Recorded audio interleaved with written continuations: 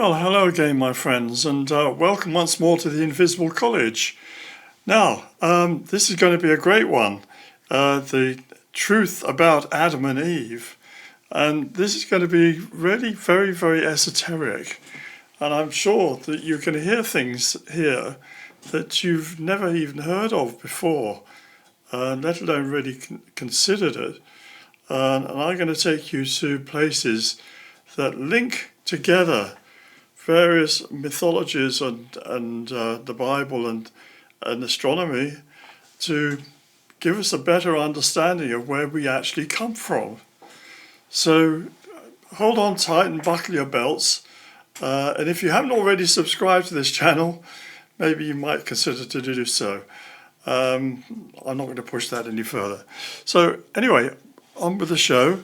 And as I said, this lecture is called The Truth About Adam and Eve. Now, the story of Adam and Eve, which takes up chapters 2 and 3 of Genesis, is the book of Genesis, that is, in the Bible, is the single most important parable in the whole of the Bible.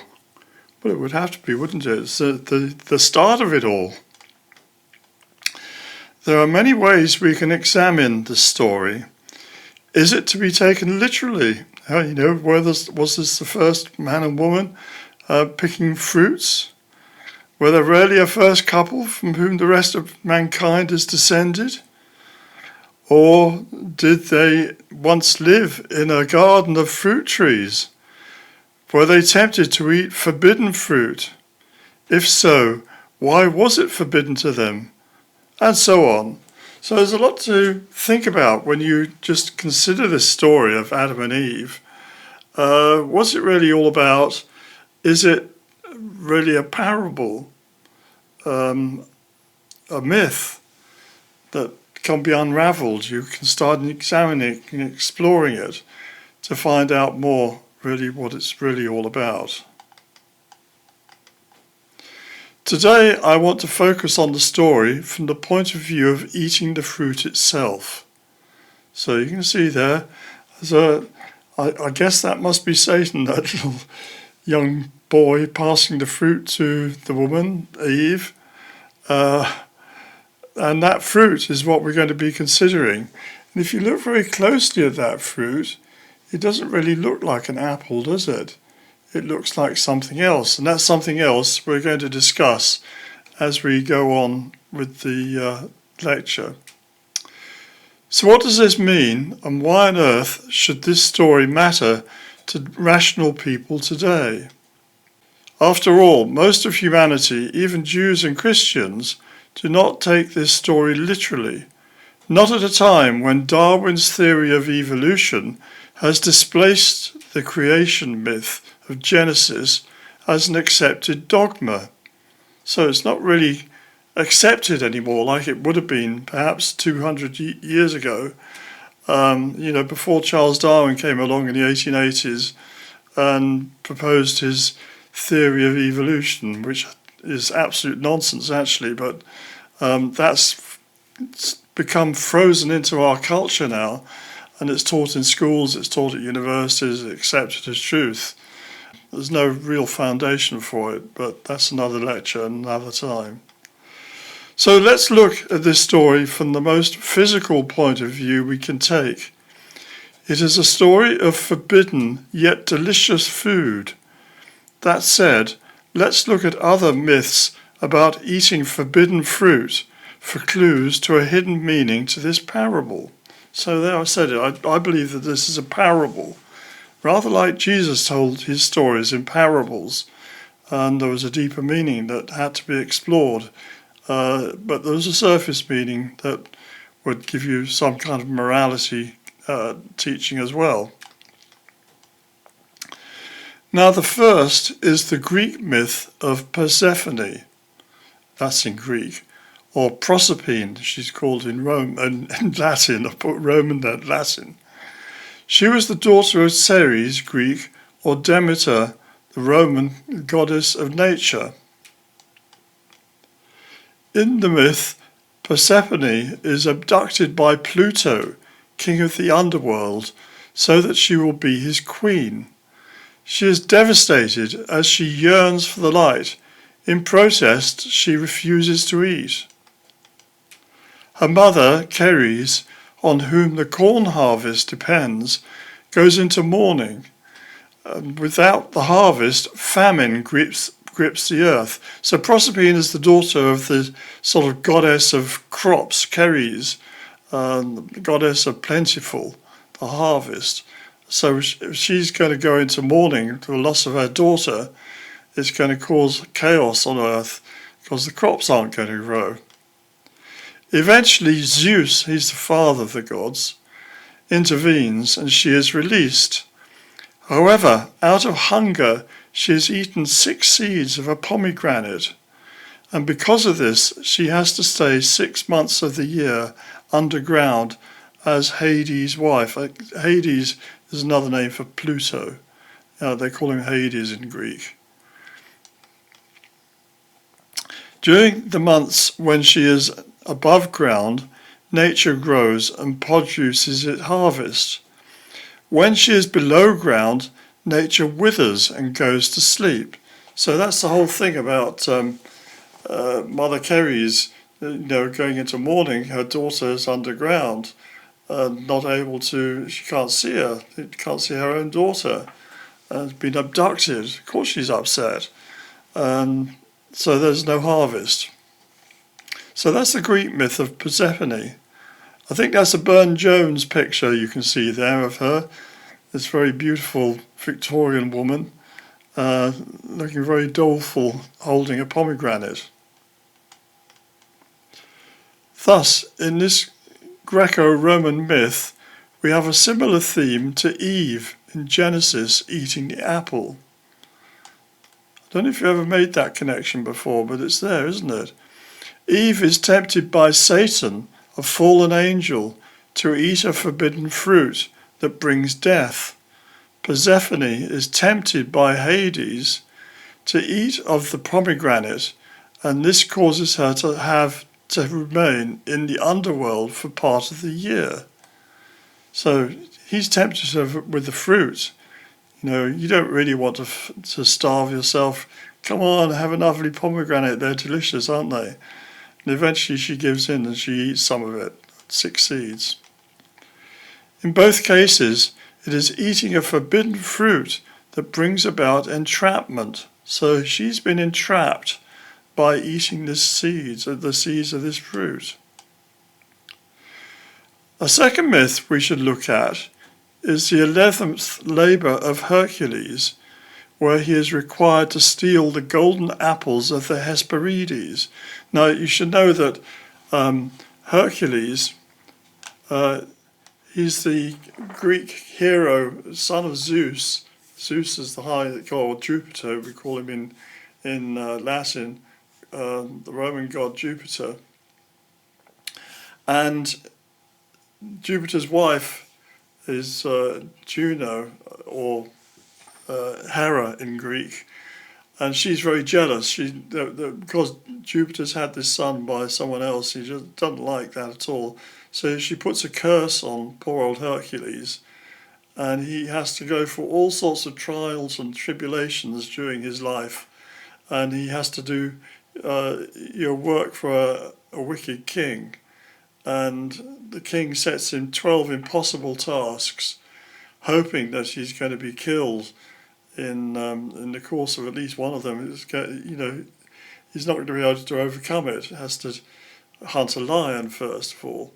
And he has to deal with a hydra with multiple heads. He has to cut their heads off, so on.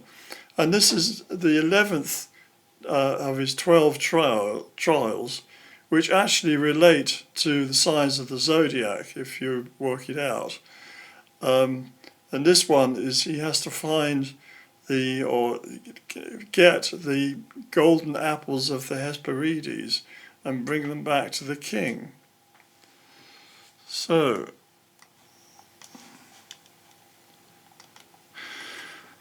the Hesperides were mythic islands in the direction of sunset beyond the Atlantic Sea, or the coast of the Atlantic Sea anyway.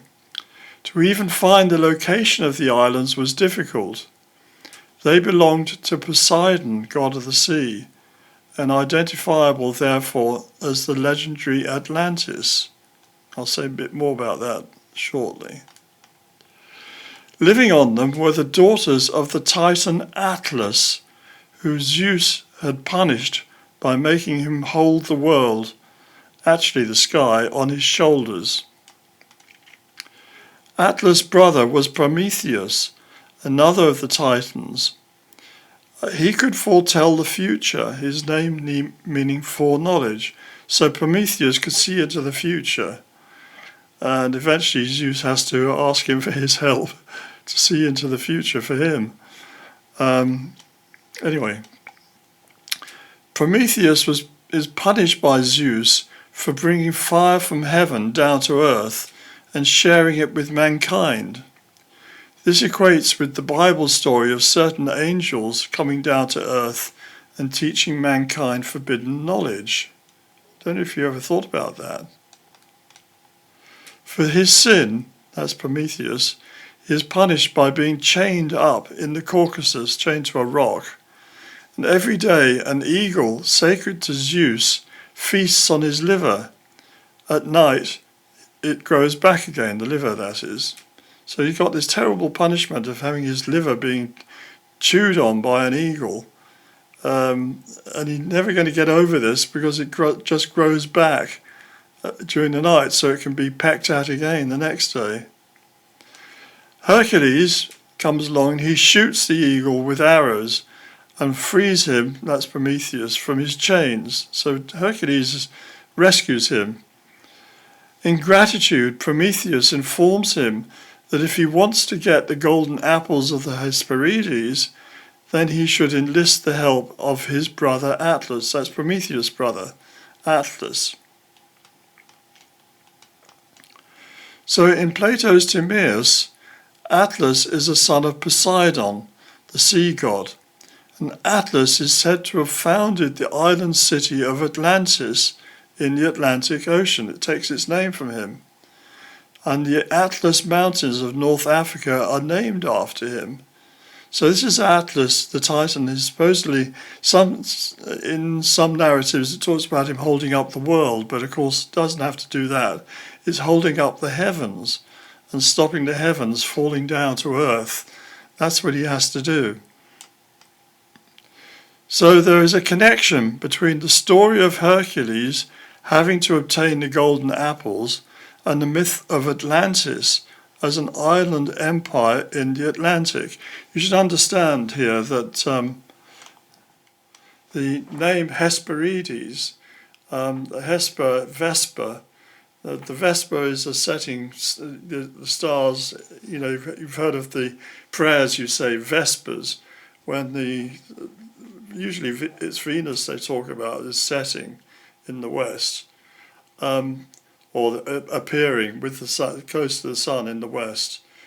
But it's also any stars, and Hesperides, Edes on the end means that they're plural. So it's the stars that set in the west are the Vesper stars, Hesperides, and there's supposedly a garden there.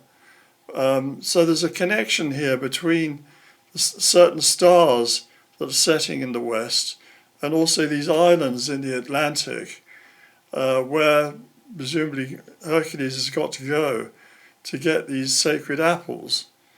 But actually where he really has to go is the upper sea to the stars to get them. That's the rub. That's why it's such an impossible task for him to do. So anyway, let's continue with this.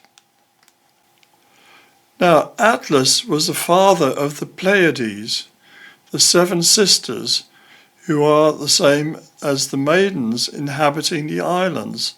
So we have this play on as above, so below.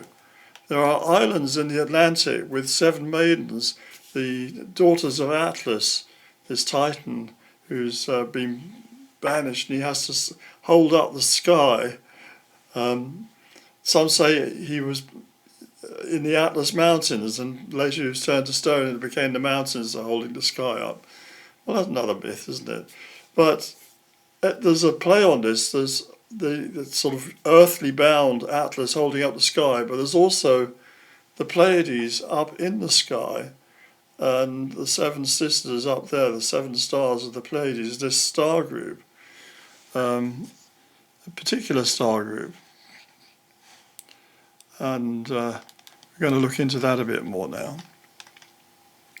The Pleiades are, of course, a tight star group in the constellation of Taurus and not far from Orion.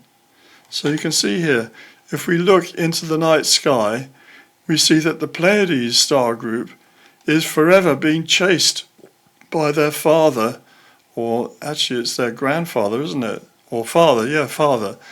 And the Pleiades there. We've got Orion here. Wintertime is the best for viewing Orion and the Pleiades. So as I'm recording this, it's November now, so you're going to find that the Orion and the Pleiades are going to be more and more visible earlier in the evening. At the moment it's probably around about 9, 10 o'clock at night you'll see them. But by Christmas time they're rising at sunset, so 6 o'clock, and you'll see the stars there very early in the evening. And here you can see here the actual star picture. You can see Orion there, the very bright stars in Orion, very easy to spot.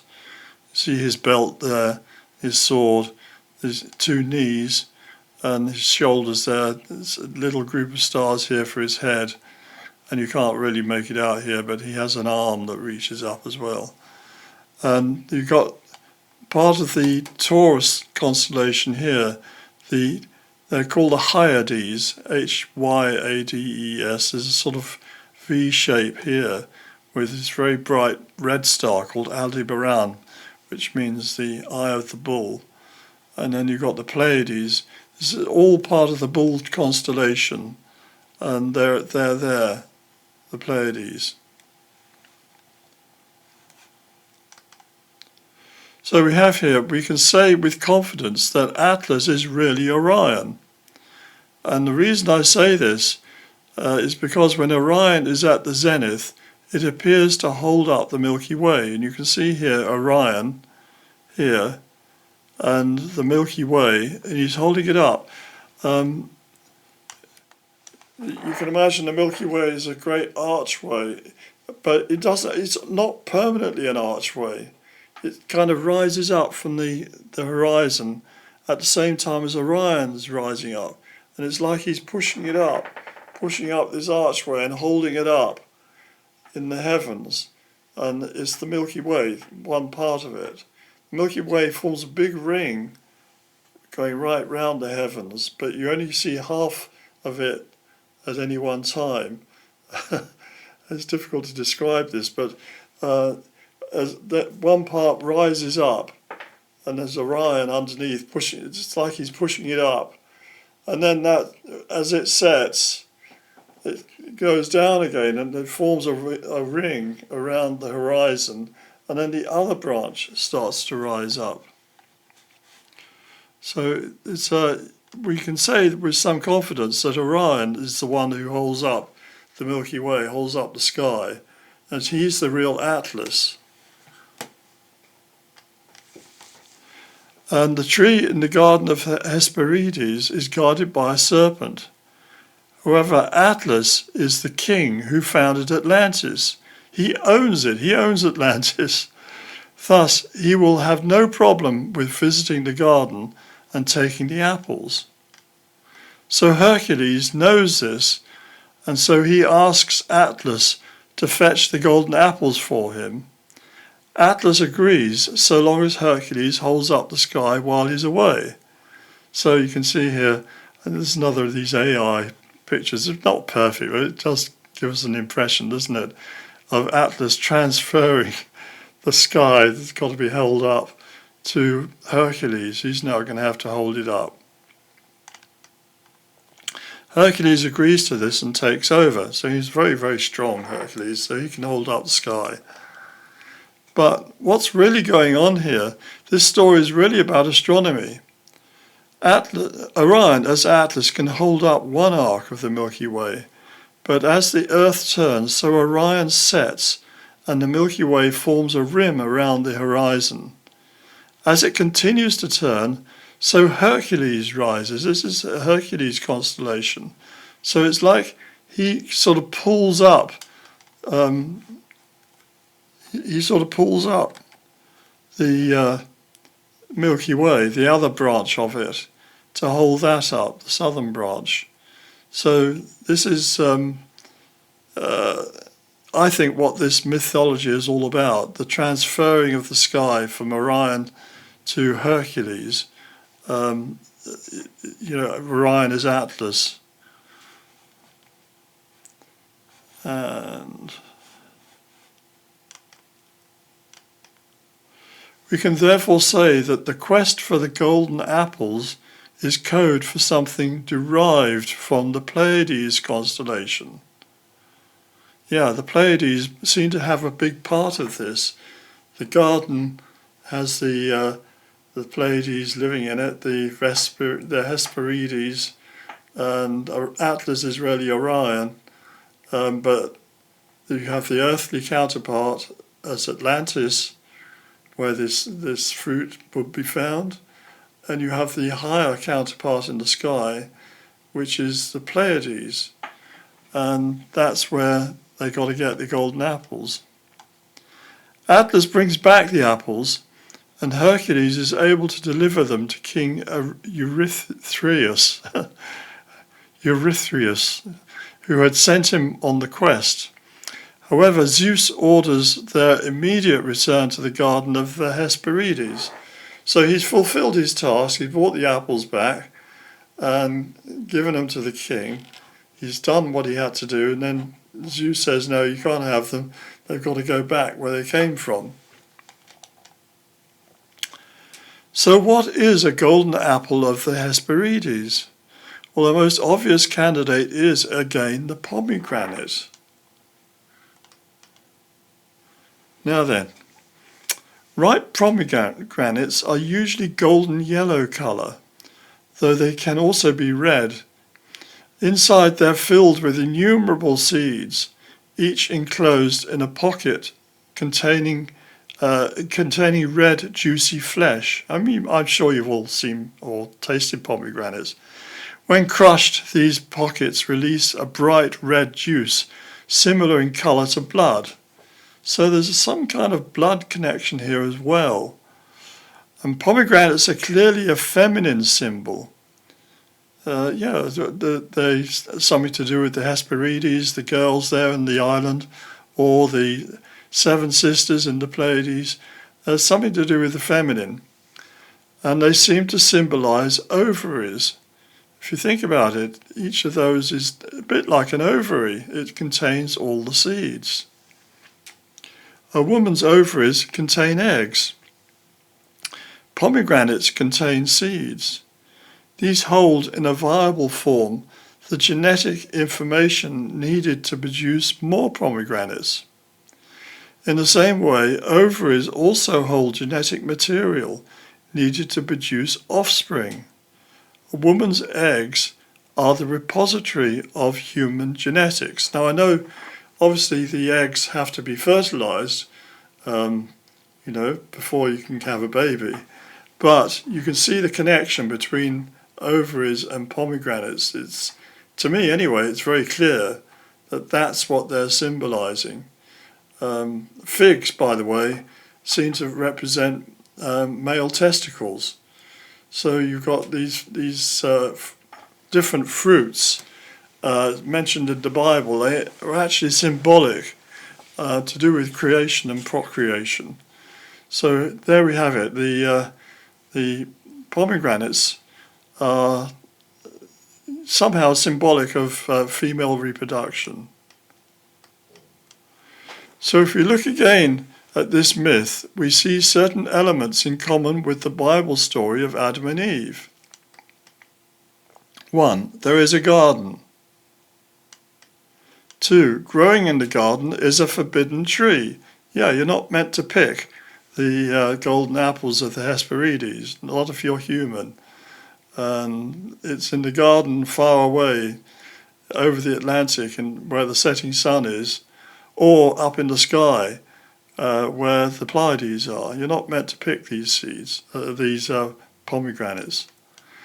3, it is guarded by a serpent. Well, you can see the serpent there on the tree of the pomegranates, with the maidens there, the Hesperides, in their garden.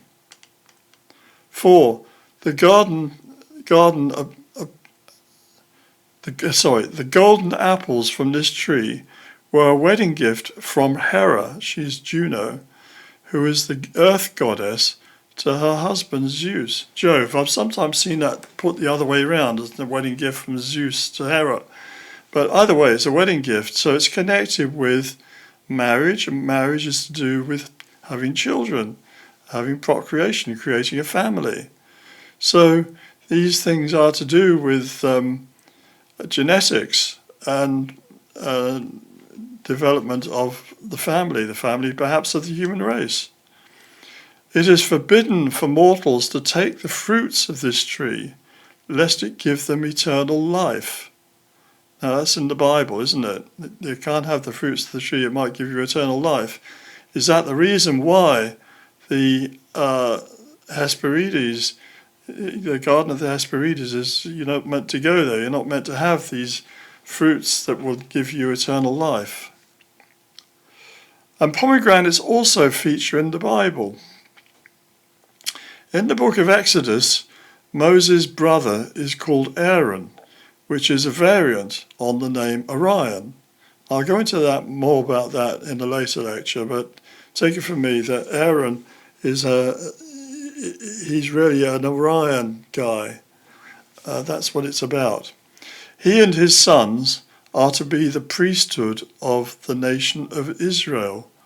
In other words, they are a priesthood of Orion. And that's important, very important.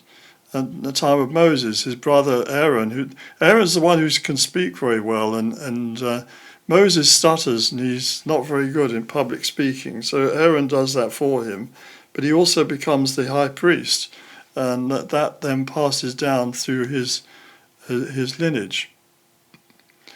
In chapter 28, they're told what garments they must wear. After describing the main costume, if you read this chapter 28, it tells you all about the things that the priest has to wear. Particularly, he has a breastplate and all the different stones and things in that. But it goes on here. On its hem, you shall make pomegranates of blue and purple and scarlet yarn, so that it's a sort of threaded thing sewn onto the hem of the garment. So of blue and purple and scarlet yarns around its hem, with bells of gold between them, a golden bell and a pomegranate, a golden bell and a pomegranate around the hem of the robe. So you can imagine the priesthood, or the priests, Aaron and later his sons.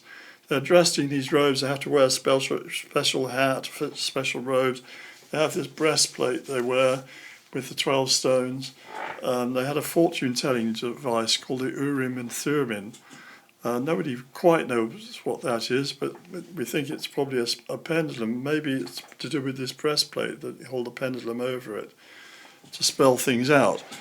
But anyway, on the hem of the garment, they have to sew these, what would you call it, badges, little things are made up to look like pomegranates all the way around, and in between there are golden bells that will jingle as he's walking along. So you hear the high priest is coming by the jingling of his bells. Jingle bells, jingle bells. His pomegranates there. It's a very odd idea, isn't it? Why would they do that? Well, we'll see. We'll go on with it a bit more. Now then. Pomegranates are also used in the decoration of the Temple of Solomon, which is built some 500 years after the Exodus. So the Exodus is the time of Moses, and then they go through the invasion of the promised land, Canaan. A lot of bloodshed, not a very nice business. Then they have the time of the judges. You have people like Samson and Samuel and so on. And eventually you get to the kings. You have King David, and then you have his son, King Solomon. And King Solomon builds the first temple. So anyway, pomegranates are used in the decoration of the Temple of Solomon, which is built some 500 years after the Exodus. King Solomon raised 2 pillars to stand in front of the temple, and their capitals were to be decorated with pomegranates. Now these 2 pillars, I'll just say a couple of words about them. They're called Jachin and Boaz, one on each side of the entrance to the temple. Now you have to understand that the temple is not like a church. When you go into a church, there's a place for the congregation to sit. You're going to watch the ceremonies going on. Probably if you're Catholic, it'll be a mass. If you're going to some kind of Protestant church, very likely it'll be more like a reading from the Bible and this discussion of that and a sermon. That all goes on indoors. With the Temple of Solomon, the events would go on outside in the courtyard area, the very large courtyard area. If you go to Jerusalem today, you'll see on the Temple Mount there's a very large area of flat paving. And that would be where it would all go on. The temple itself was really quite small, just a couple of rooms. And that was where things were kept, like the Ark of the Covenant was kept in there in particular. And only the high priest was allowed to go in there, and he could only go in once a year, just to make sure it was all right and clean it out and, make sure it was in good shape. But the rest of the time it's shut. You don't go in there. You do all the stuff outside. I think he had to sprinkle some special blood of a sacrifice on the ark on that day. But apart from that time, they wouldn't go and interfere with the ark. So it was all going on outside. They'd have sacrificing animals and burning them, and it'd be a bustling place. And that's where Jesus would have gone and turned over the money tables and all that. But it's a very different idea from what we would think of as a temple or a church today. It was the place where God resided. It was God's home in Jerusalem. Just as other nations would have had a big statue of their God, whoever it was that was living there, a big statue of Jupiter, or a big statue of Athene or whatever. But the Hebrews, the Israelites, that they wouldn't make images of God. And what was there was his throne, which was the Ark of the Covenant. It had a mercy seat on top of it. And the idea was that he was invisible, but he's sitting on that throne. And he's observing what's going on outside in the courtyard. So that's in front of this, yes, before I go on. There are these 2 pillars, and they actually represent 2 extremes. You have the pillar of severity, they call it, and the pillar of mercy. Well, that's a bit like justice is actually finding the middle way between those 2 extremes. If you go to the severity side, then you have dictatorship and cruelty and you have the full-on tyranny of someone who is exerting his will and enslaving everyone. If you go too far the other side, you have too much laxity, then you have chaos. You have the situation, this whole woke thing that's been going on is actually moving too far to the pillar of mercy. You might think, well, that's great, mercy. But yes, but it must be balanced. Justice is the middle path. And that's what the entrance to to get to the temple you have to go between the pillars down the middle road. And that's also what you find in the so-called tree of life of the Kabbalah, the same thing. Now they're saying in this that they put pomegranates on top of these pillars, and I'll just read that out to you now. The capitals were on the two pillars and also above the rounded projection which was beside the lacework. I'm sorry, I'll read that again. The capitals were on the two pillars, and also above the rounded projection which was beside the latticework, that's on the pillar, there were 200 pomegranates in 2 rows all around, and so with the other capital. You find that in the first book of Kings in chapter 7. Have a look at that, that's 7:20, this verse. So we see that both the priesthood of Aaron, established by Moses, and the temple of Solomon were somehow linked to symbolic pomegranates. Why? And I've also seen that Solomon had a crown with pomegranates, engraved on it in some way. I haven't found the actual reading for that, but I've read that. And also he had a scepter with a pomegranate on it, and I believe they found an piece of ivory with pomegranate from the temple, perhaps from one of these pillars.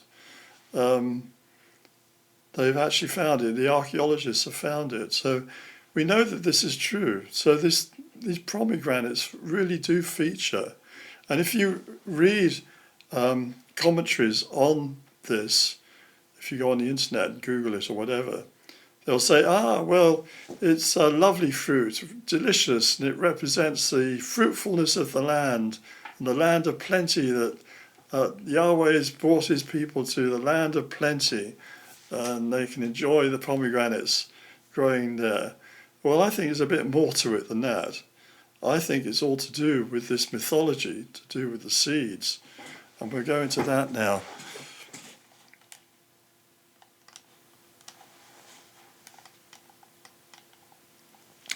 The Pleiades star cluster actually contains more than just the 7 stars, that's the 7 sisters, that are visible to the naked eye.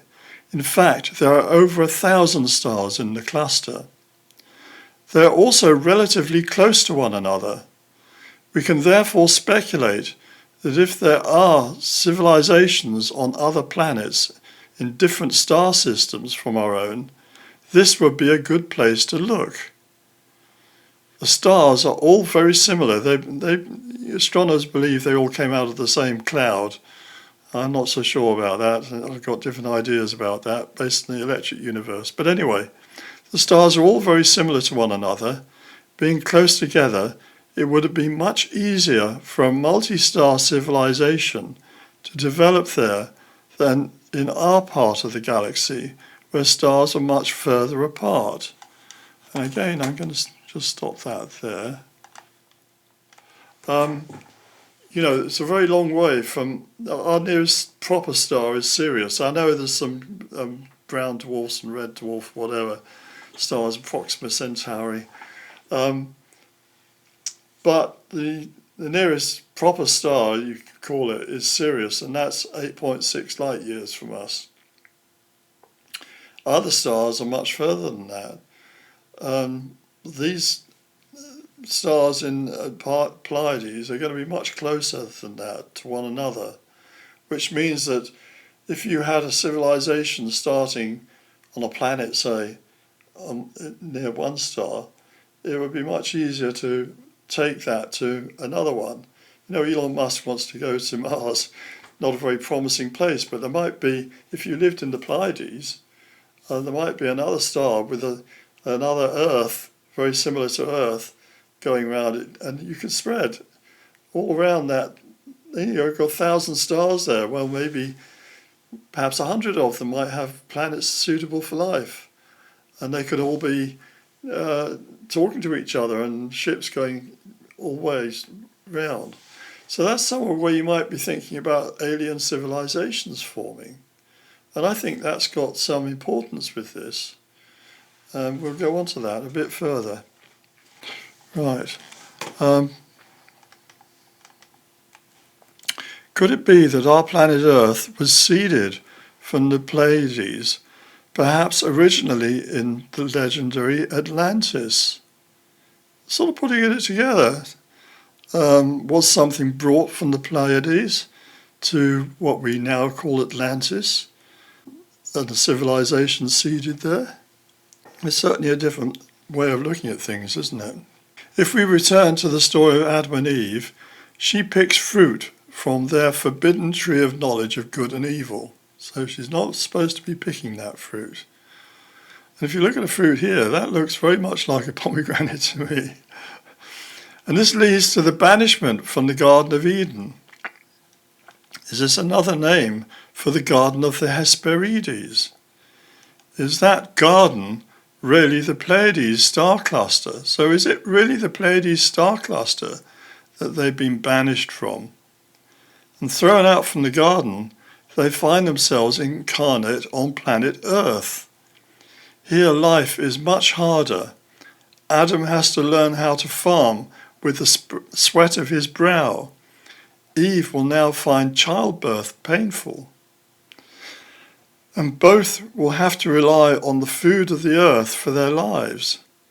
Well, I've talked a lot about that in lectures, how we are cut off from the Logos stream, a direct connection to it. We have to eat food second-hand from nature. We rely on nature, particularly all the green plants, to fix energy on this earth, and then we have to eat them or eat animals that have eaten them. So we're getting our food second-hand. We're not getting it direct. We can't do photosynthesis ourselves. We can't lay out in the sun and recharge directly from sunlight like the plants can. Both will have to rely on the food of the earth for their lives. They and future generations will know death. In return, they'll have a degree of free will. So that's the whole point, I think, about life on Earth. We're cut off from the Logos stream, but because we're cut off, we have a certain sort of independence. We can think thoughts, we can frame objectives, we can set goals and go for them. We interact with one another. This is a very different experience from being connected to, like Jesus. Jesus is connected to the will of the Father. He's doing the will of the Father. And he's so connected that it just flows through him. He has all these healing powers and powers of resurrection and so on. But he's not exercising personal will. Now, we are given that freedom, but it's at a cost. The cost is, first of all, we have to sweat our brow to get our food because we're not getting it direct. That's the first thing. Secondly, childbirth is very painful when you're living in physical bodies. The original Adam and Eve, they weren't in physical bodies, they were spirits. And they put into bodies when they come to the earth. And the third thing is that you have then a choice all the time. The choice, are you going to go back to God and find your pathway of development within the hierarchy, as it were? And there's infinite amount of possibilities for us up there. Or are you going to be satisfied living in our small fish pond, you could say, here on Earth, being bigwigs, bullying all the other animals, bullying all the plant life, taking whatever we want from nature, fighting each other and killing each other? Are we happy, that's my free will to do that? Or are we going to say, well, actually, that free will is not really that free. It's not really fulfilling me the way I would like to be fulfilled.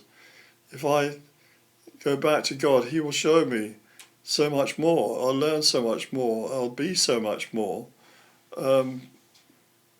It might be better to give up this rebellion and ask for forgiveness and reconnect to the Logos stream. And that's what Christianity is really all about. Anyway, that's what I think. Now think of Persephone. Because she eats pomegranate seeds, she too falls. She must now spend half the year in Hades, which is to say below ground in the land of the dead. However, this is also a symbol for the precious pomegranate seeds having been brought to earth. Pluto rules over the earth below ground level. His kingdom is the dense material world in which we live. Like Persephone, we have short lives, and then our bodies must return back to the soil from which they have arisen, dust to dust, ashes to ashes. However, the pomegranate tree will produce more fruits next year and the year after that. So, in a way, she symbolizes the pomegranate herself, that being brought to earth, the seeds of heaven being brought to earth and germinating in the earth, so that the earth itself then becomes fruitful. For her, it's a sacrifice. She's now got to spend 6 months of the year in Hades, underground. But other times she's then able to be up on the top of the earth. And it's like we go through the winter months. I suppose if you live in the equatorial areas, you don't really have seasons. But up here in Northern Europe, we have seasons. We have 6 months a year as joy, and it's spring, and then it's summer. And then it's a bit mournful, we get to autumn and then into the winter. So we have the sense of our generation being planted here on earth. The seeds have been planted here. They were in heaven. They were in the Pleiades, perhaps, and then they've been brought here and planted here.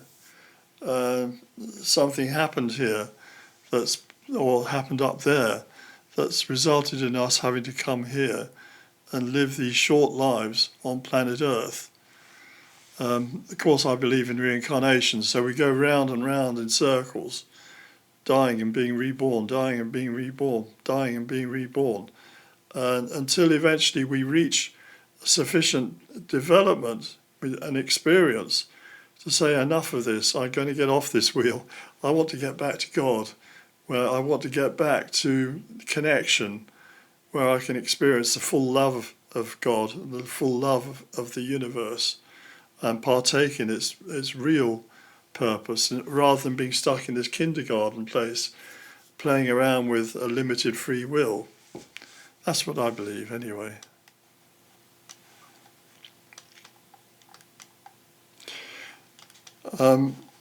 Now, I'm going to... I just want to read out something else to you before we go on. I'm just going to turn the lights on. Yes, I have this book here by my friend JJ Jurtak, and I've done a couple of interviews with him. You'll find them on my YouTube channel, where I've had discussions with him. We've done this twice, and he comes over to England about once a year, and I see him then. And I think we'll do another chat when he next comes over. But anyway, he had an experience where he was actually at, I think I'm right in saying, he was teaching theology at a university, a private university in America. And he's quite a clairvoyant guy himself, been involved in all sorts of stuff like that.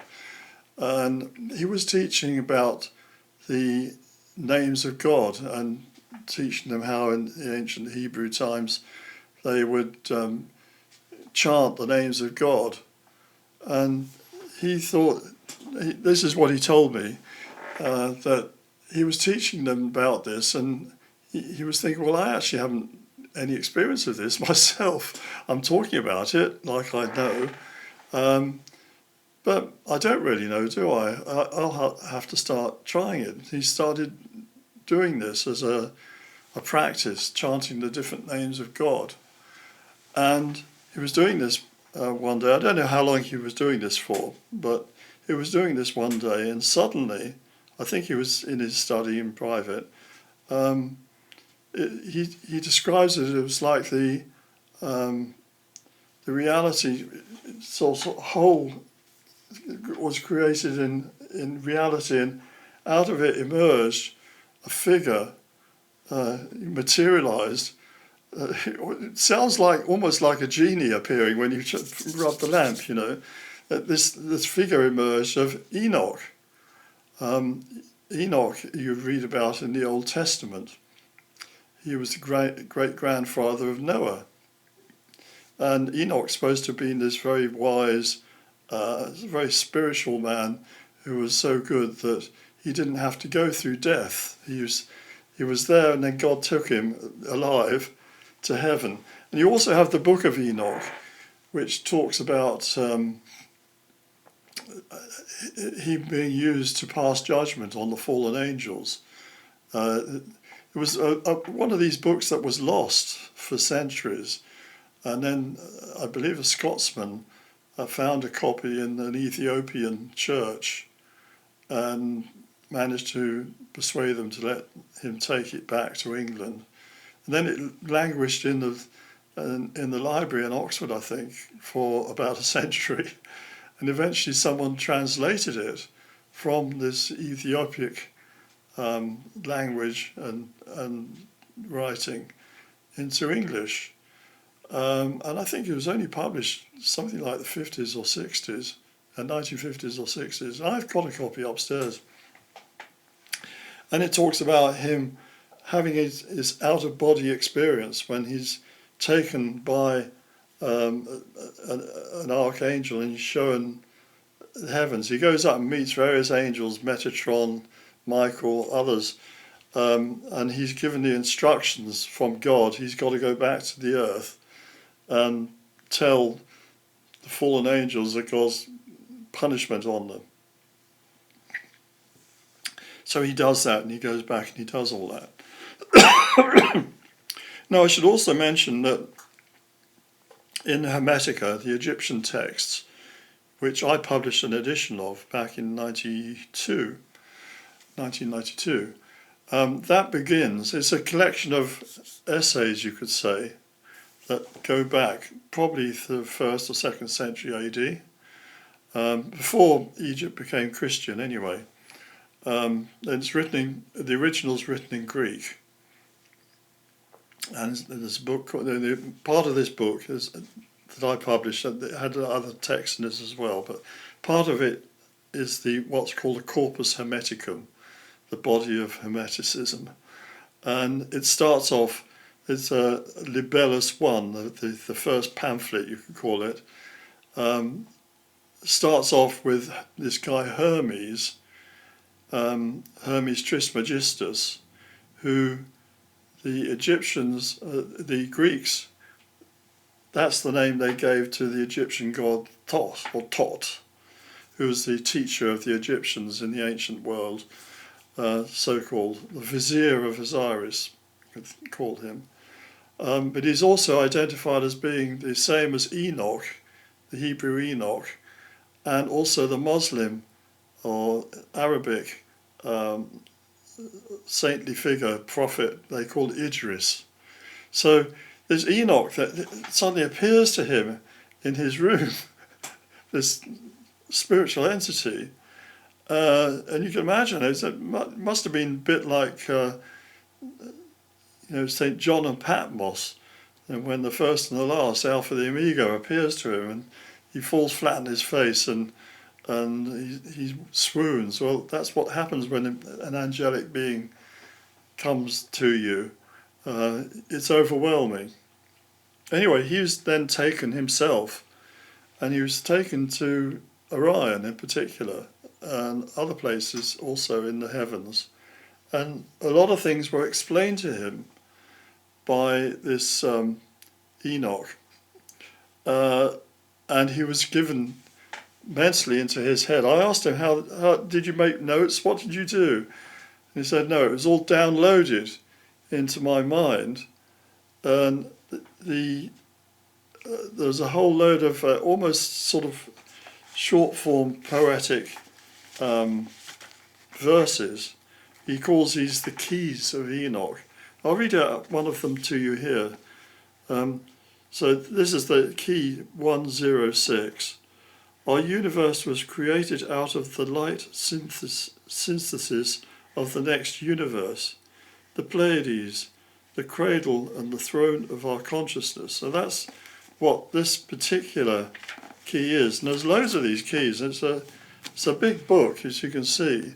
And he also had downloaded into his mind commentaries on these keys. And then he had to, I don't know how long it took him, but he said that it was like it all came to him and he just had to write it all down. Or type it down, probably, I don't know. Anyway, he says, I didn't write it myself, it came through me. It was downloaded into me by Enoch. So he calls the book here, the Book of Knowledge, the Keys of Enoch is the full title of this book. And it's a very strange book, I have to tell you. I can't say that I've read all of it. It's very difficult and it's far beyond my intelligence, I have to say. And I do believe him when he says he didn't write it, because I can't imagine he could have done. It goes into so many different areas at such depth and such wisdom.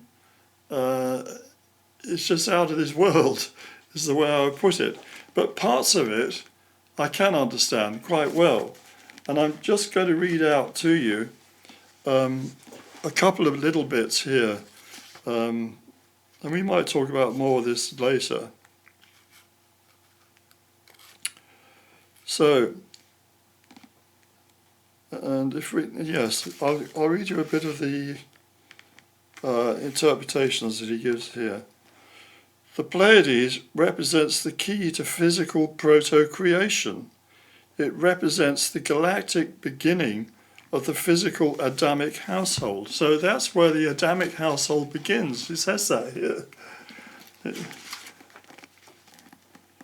And if we examine the book of Genesis involving the 7 days of creation, we see that the 6 fields of light come together so that on the 7th day, the transmutation can be added to the physical chemistry of life. Therefore, on the 7th eon of light, the races which were evolved during the first 6 eons of time are superseded by the 7th ray, which is the planting of our Adamic household of Kima and Kizil intelligence on the planet as a witness to the evolving nations. He carries on here. Kizil, Orion, emanates the gnosis, the knowledge, which creates the pneumatikoi, the spiritual powers of the Christ. So in other words, the spiritual powers of the Christ, what I call the Logos stream, are emanating from Kizil, Orion. Kizil is the Hebrew name for Orion. It means the mighty one or the strong one. However, the pre-physical garment of light, which is needed to embody this higher light consciousness, comes from the Pleiades. The Pleiades they call Kima, right? The Pleiades also gives us the light garment of the negative mass, which shapes the chokoi, the physical spectrum of the many who are called. Between the two are the psychekoi, the rational minds, who derived their mental energy from the lower heavens and call powers unto themselves. They prevent the chokoi from receiving the spiritual gnosis of the pneumatikoi. Now, if I can translate that, I hope I'm getting this right. My apologies to Enoch and JJ if I'm getting it wrong, but as I would understand that, this psychekoi is what I would call science today. that which has been worked out with the front brain as a form of ideas and theories, and is put there and established and taught as truth. And that can get in the way of receiving the true emanations, presents the sokoi from receiving the spiritual gnosis of the pneumatikoi. So what we want to get is that. We want to get the sokoi from receiving the spiritual gnosis of the pneumatikoi, rather than people's opinions and ideas have been worked out. Like for example, Darwin's theory of evolution, which is complete nonsense.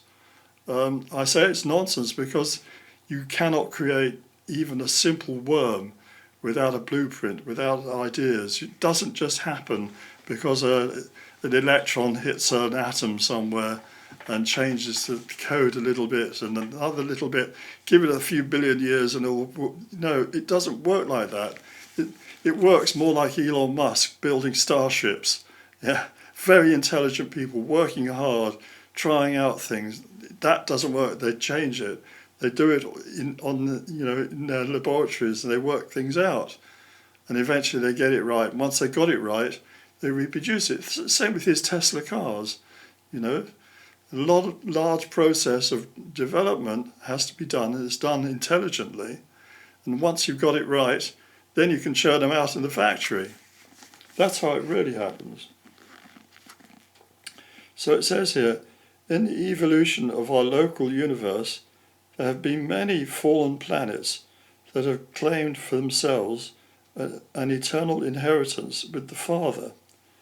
However, Enoch clearly tells us in this key that the Adamic race, as the family of God, has come in the physical form from Orion and the Pleiades, wherein the Pleiades is both the true cradle, the seedbed, and the throne, the codes, to support the pre-existent consciousness of light. So that the consciousness is pre-existent, but it needs a form, a vehicle, to hold it. And that is the body of light that seems to be created in the Pleiades and then being brought here. The cradle is where the consciousness soul enters the physical womb of space and time through the few who are chosen by the throne, allowing those who are of the physical seed the opportunity to graduate into other universes of higher thrones and dominions. So heaven has many different stages to it. You don't just go to heaven and that's it. There's it's a ladder in itself, different levels, and you have to work at one level and graduate to the next, to the next, to the next. And probably it goes on for all eternity. So we've got a lot to look forward to after this life. Therefore, the Pleiades is considered the foundation for the harmony of creation. However, the many who are called must go through myriads of other kingdoms before they can enter as pure thought, pure energy, into the kingdom of light, that is, until they have reached the state of divine non-evolution. So I thought I'd just read you that little extract. I worked out this rest of this lecture before I thought about having a look at that again. But I can see that this idea of the pomegranate, I believe that the Pleiades themselves are the pomegranate. That's the pomegranate full of seeds, and an image of that has been brought to earth and planted here, and that is our human race, and it mustn't be polluted, and that's why it's forbidden to go and to the Pleiades and have another go. And probably what was taken to Atlantis was corrupted, and that was why it's destroyed. So we have to think very carefully. And I want to conclude this lecture by saying, look behind the screen when you're reading the Bible, There's many things in there that at first sight look very simple and you don't give it a second thought. But the real message is much deeper, and it's about our evolution, it's about our destiny, our possibility. It's also about our ancient history and what happened. So a little story like Adam and Eve and the fall talks about souls being banished, I think, and sent to the earth. And the earth, you can think of the earth as being, I hate to use the word hell, but it's the lower area. It's a sort of prison, but it's done for a purpose. We have to learn through experience that our little will is not enough. We need to be connected to the greater will of God. And that's what it's really all about. So on that note, I think I'm going to end this lecture. I hope you enjoyed it. I got many other lectures on YouTube here that you can look at for free. I also have a Patreon account and a college, and people can come and join my college and learn more. And we're going to develop it. The more people we have, the more I can develop it. And it'll only cost you £5 a month, and you can find that on Adrian Gilbert, patreon.com/Adrian Gilbert, and you'll find me there. So thank you very much, and we'll speak again.